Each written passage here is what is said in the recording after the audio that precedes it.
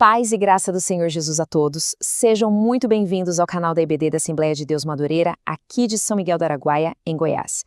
Bom, já pararam para pensar qual é a nossa primeira reação quando a gente recebe uma notícia assim devastadora?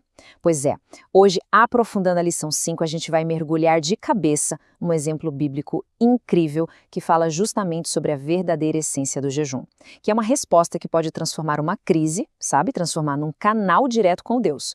Então, para a gente situar bem o nosso estudo, hoje nós vamos nos aprofundar na leitura complementar de sábado, dia 31 de janeiro de 2026. O tema dessa leitura é muito forte, olha só, o jejum nos fortalece espiritualmente. E para entender isso na prática, de verdade, a gente vai precisar voltar um pouquinho no tempo e conhecer de perto um homem chamado Neemias. E aqui está o coração da nossa reflexão de hoje, lá em Neemias, capítulo 1, versículo 4. Diz assim: E sucedeu que, ouvindo eu estas palavras, assentei-me e chorei e lamentei por alguns dias, e estive jejuando e orando perante o Deus dos céus. Gente, olhem só para essa jornada tanto emocional quanto espiritual do Neemias. É aqui que mora uma lição poderosa. Ele não sai fazendo as coisas, ele primeiro ouve, se senta, chora, lamenta, e só depois disso tudo ele vai jejuar e orar. Isso mostra que não foi uma reação impulsiva, de jeito nenhum, mas um processo, sabe? Um processo bem profundo em resposta àquela notícia terrível. Mas para a gente sentir o peso dessa reação, a gente precisa entender o contexto, né? Quem era Neemias? Olha, ele não era qualquer um. Ele era o copeiro do rei da Pérsia, um cargo assim de imensa confiança, de muito conforto. Mas o coração dele? O coração dele estava longe, estava lá com seu povo em Jerusalém. Agora pensem comigo. Imaginem receber a notícia de que a sua cidade, a sua casa, está em ruínas e que o seu povo está passando por uma miséria terrível. O mundo deles simplesmente desabou. E é exatamente aqui, nesse ponto, que a história de Neemias dá um nó na nossa cabeça e nos desafia. Porque, pensem bem, antes dele traçar um plano de reconstrução, antes dele pensar em usar a influência que ele tinha com o rei, antes de qualquer estratégia humana, a primeiríssima atitude dele foi se voltar para Deus. A resposta inicial foi totalmente espiritual. Então vamos olhar com uma lupa para essa reação dele? Dá para a gente enxergar isso não como uma única ação, mas como um processo, dividido em 4 atos, sabe? Que o próprio versículo mostra para a gente. E isso só reforça a ideia de que a resposta dele foi muito bem pensada, foi sentida e, claro, profundamente espiritual. Olha só que incrível essa progressão, essa escada. Primeiro, a emoção humana pura e simples. Ele senta, ele chora. É o choque, a tristeza.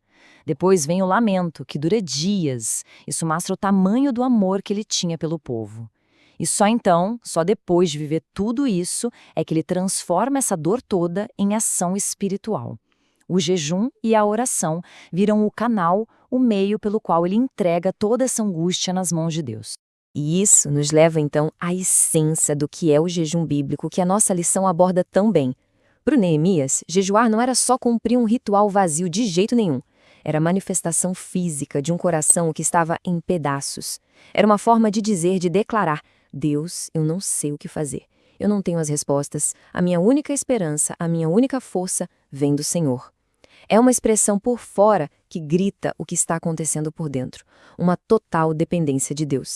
Certo. Agora vamos fazer a ponte, vamos conectar os pontos. Como é que essa história tão antiga se encaixa direitinho com os princípios que a gente estudou na lição 5 desta semana?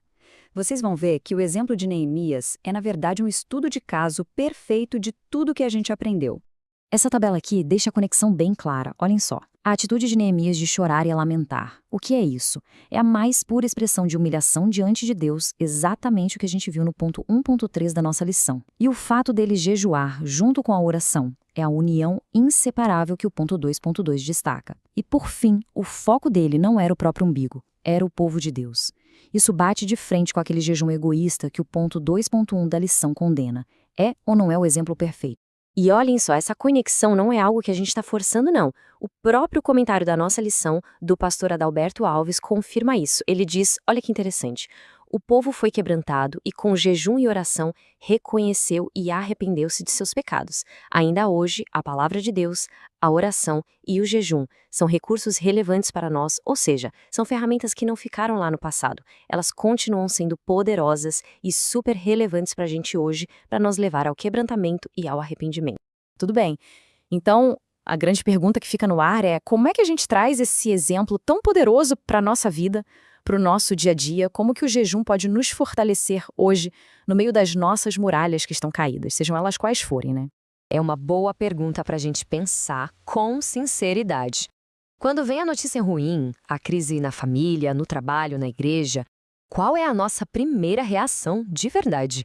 A gente corre para o telefone para contar para todo mundo, a gente vai desabafar nas redes sociais, ou a gente faz como Neemias. A gente se senta, processa a dor e, acima de tudo, se volta para Deus em jejum e oração. A conclusão da nossa lição é fantástica, porque ela mostra exatamente os frutos dessa prática. Olha só, o jejum nos ajuda a expressar nossa dependência de Deus. Ele aguça a nossa sensibilidade espiritual para a gente ouvir melhor a voz de Deus. Também nos ajuda a exercitar a autodisciplina, o domínio próprio. E, o que é fundamental, nos ajuda a priorizar o que realmente importa, o reino de Deus. Neemias foi a prova viva de cada um desses benefícios. No final das contas, pessoal, o ponto central é este aqui. O jejum bíblico não é para nos deixar fracos, para nos tornar inúteis. Muito pelo contrário, ele nos fortalece espiritualmente, porque ele nos ajuda a desligar um pouco o barulho do mundo e nos conectar diretamente com a única e verdadeira fonte de toda a força que existe, o nosso Deus. Que a graça e a paz do Senhor Jesus seja com todos vocês.